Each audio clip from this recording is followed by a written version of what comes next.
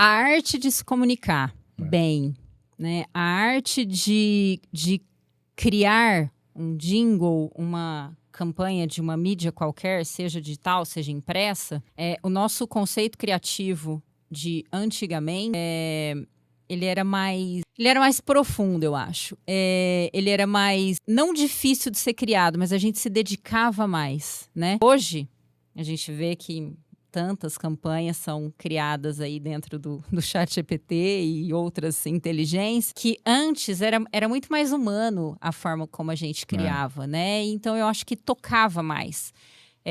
Apesar disso já ser uma frase que todo mundo fala, né? Que as redes sociais são feitas para pessoas, então você tem que se conectar com pessoas. É uma conexão que é diferente de 20 anos atrás. Sim. Né? Totalmente diferente. E hoje a gente tem aí dentro do marketing digital métodos, né? Para criar os conteúdos, estratégias para vender esses conteúdos, mas existe hoje um problema que a gente enfrenta com o ser humano, que é o número.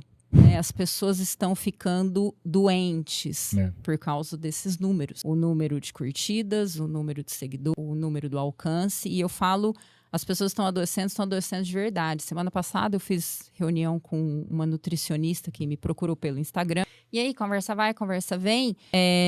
Ficou muito claro o quanto que aquela moça nova, 28 anos, assim, o começo, né, da carreira dela, ela estava adoecendo porque ela não conseguia alcançar os números que ela queria. E ela falou assim, em alguns momentos, na hora que eu posto alguma coisa, depois de 20 minutos, eu vou lá para ver quantas curtidas tiveram.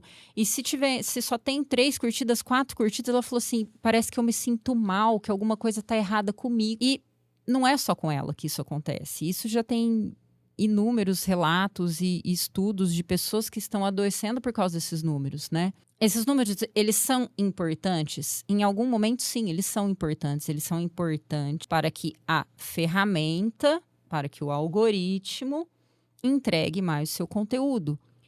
E só. Esse número não te faz um profissional melhor ou pior. E é isso que as pessoas precisam entender.